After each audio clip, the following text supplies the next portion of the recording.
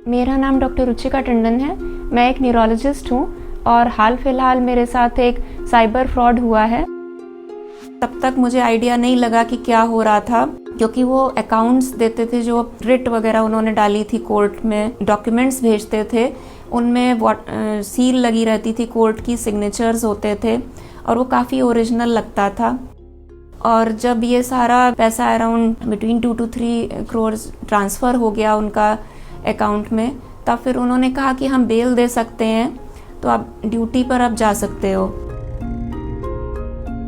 लखनऊ के Sanjay Gandhi post graduate college में department of neurology में associate professor doctor Ruchika Tandon से 2 करोड़ रुपए से ज्यादा ठग लिए गए। उन्हें डिजिटल अरेस्ट कर लिया गया था। एक दिन मॉर्निंग में कॉल आया, हमें आपको फिजिकली अरेस्ट करने के इंस्ट्रक्शंस मिल रहे हैं और 5 मिनट के अंदर पुलिस आपके पास पहुंच रही है। हमने सबको अलर्ट कर दिया है आपके आसपास के पुलिस स्टेशन में। कहा कि हम फिर भी बात करके अपने सीनियर से ये ट्राई कर सकते हैं कि आपको डिजिटल कस्टडी में रखा जाए।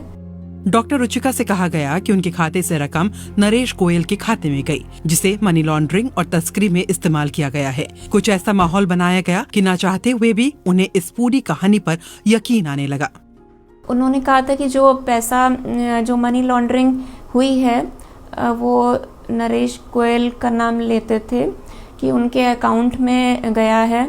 दूसरे दिन कोर्ट केस चलाया और उस कोर्ट में जज आते थे, एक सीबीआई ऑफिसर आते थे, अपने आईडीज दिखाते थे और फिर उन्होंने सर्विलियंस रूल्स बताए कि कैसे हमेशा कैमरा ऑन रखना है, कोई आ नहीं सकता है, किसी से बात नहीं करनी। जो फैमिली के अकाउंट्स थे, फंड्स वगैरह, जो इन्वेस्टमेंट्स थे, एफडीज थी, जिस तरीके की भी सेविंग्स थी, पॉलिसीज़ थी, वो उन्होंने कहा कि उसको ब्रेक करना है। अराउंड 1 वीक में मैंने वो अलग अलग अकाउंट्स में पैसा ट्रांसफ़र किया।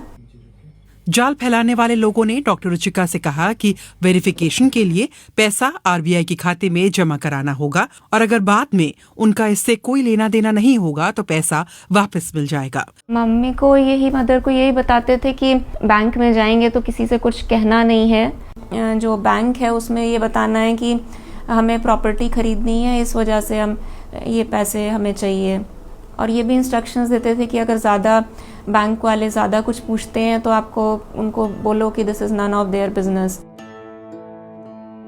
रुचिका टंडन को करीब 7 दिनों तक डिजिटल अरेस्ट किया गया और सर्विलांस के कानून बताकर फंसाए रखा गया। इस फ्रॉड के 1 हफ्ते बाद भी उनको नहीं पता चला कि उनके साथ क्या हुआ। 8-9 दिन के बाद इंटरनेट पर चेक किया, फिर मुझे ये रियलाइज़ हुआ कि जो कुछ हुआ ये सिर्फ पैसा लेने के लिए ये सारा कुछ हो रहा था। When I went to the police station तो फिर वहाँ पर उन्होंने छूटते ही ये बोला कि कहीं पैसे तो नहीं ट्रांसफ़र किए। पुलिस इज इन्वेस्टिगेटिंग और उन्होंने अरेस्ट भी किया है और कोर्ट में चीज़ें चल रही हैं। रुचिका काफी रकम गंवा चुकी हैं और अब भी पैसे वापस मिलने का इंतजार कर रही हैं, लेकिन वो चाहती हैं कि दूसरे इस जाल में ना फंसे। वो इस तरह की धोखाधड़ी से बचने का तरीका बताती हैं। एक तो पहली चीज़ तो यही है कि डिजिटल कस्टडी जैसा कुछ अभी कोई लीगल ऐसा प्रोसीजर नहीं है। इस नाम से अगर कोई आता है कि कोई डिजिटली अरेस्ट कर रहा है या डिजिटल कस्टडी में ले रहा है, तो ऐसी कोई चीज़ होती नहीं है। पुलिस स्टेशन में एक्चुअली बात करनी चाहिए कि ऐसा कुछ हो सकता है कि नहीं। अब तक इस मामले में 18 लोग गिरफ्तार किए गए हैं। तकरीबन 12 लाख रुपए वापस मिले हैं।